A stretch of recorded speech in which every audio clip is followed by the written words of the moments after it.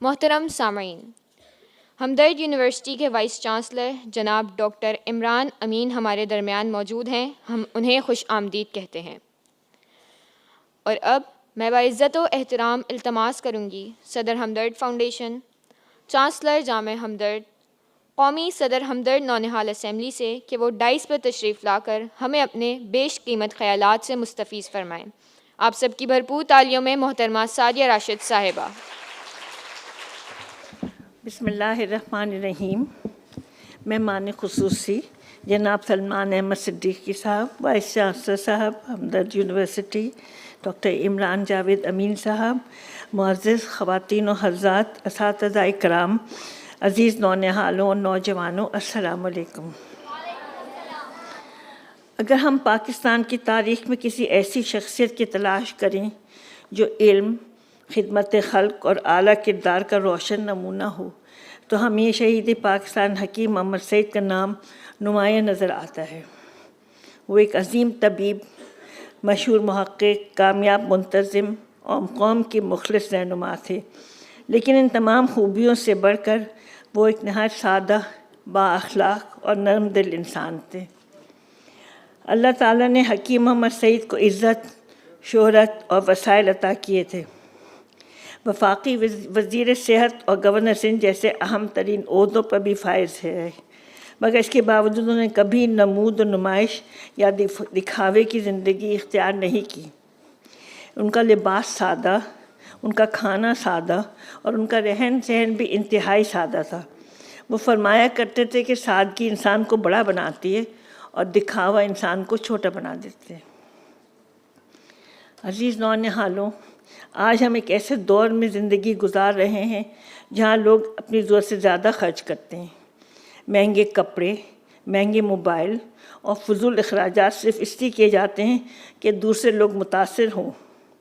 لیکن یاد رکھیں، اس طرز زندگی کا نتیجہ خوشی نہیں بلکہ پریشانی، ذہنی دباؤ اور بے چینی کی صورت میں نکلتا ہے۔ جو کچھ اللہ نے ہمیں عطا کیا ہے اس پر شکر ادا کریں، اسی کا نام قناعت ہے۔ قناعت کا مطلب ہرگز یہ نہیں کہ انسان محنت کرنا چھوڑ دے یا آگے بڑھنے کی کوشش نہ کرے، بلکہ قناعت کا مطلب یہ ہے کہ ہم محنت کے ساتھ دل کا سکون بھی حاصل کریں، جو ملے اس پر شکر کریں اور جو نہ ملے اس پر صبر کریں۔ ہماری سب سے بہترین مثال ہمارے پیارے نبی حضرت محمد مصطفیٰ صلی اللہ علیہ وسلم کی ذات مبارکہ ہے۔ آپ صلی اللہ علیہ وسلم دنیا کے سب سے عظیم انسان تھے، مگر آپ نے ہمیشہ سادہ زندگی اختیار کی۔ آپ صلی اللہ علیہ وسلم نے ہمیں یہ سبق دیا کہ سادگی ایمان کی خوبصورتی ہے۔ انہی اصولوں پر شہید پاکستان حکیم محمد سعید نے خود بھی عمل کیا اور نونہالوں کو بھی سادگی، قناعت اور کفایت شعری کی تلقین کی۔ وہ چاہتے تھے کہ بچے کم عمری میں اچھی عادتیں اپنائیں تاکہ بڑے ہو کر اچھے انسان اور ذمہ دار شہری بن سکیں۔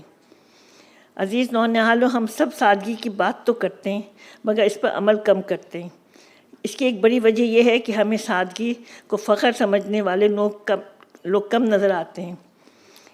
یاد رکھیں، صرف بچوں کو نصیحت کرنا کافی نہیں، والدین اور اساتذہ کو بھی خود سادہ زندگی پر عمل کرنے کی زندگی اپنا عملی مثال بننا ہوگا۔ والدین اور اساتذہ کو بھی خود سادہ زندگی اپنا کر عملی مثال بننا ہوگا۔ جب بچے اپنے بڑوں کو سادگی اختیار کرتے دیکھتے ہیں تو وہ خود بخود اس پر عمل کر سکتے ہیں۔ میں اپنی تقریر کے اختتام پہ یہ کہنا چاہوں گی، اپنے کھانے میں فضول خرچی نہ کریں، گھر کا کھانا کھایا کریں، بچوں جو امی پکاتی ہیں۔ آج کل بچے آرڈر بہت کرتے ہیں ہر وقت، تو ذرا باہر کا کھانے سے اجتناب کریں۔ اپنی چیزوں کی قدر کریں، سادہ لباس کو باعث فخر سمجھیں اور ہمیشہ سچ، محنت اور اچھے کردار کو اپنائیں۔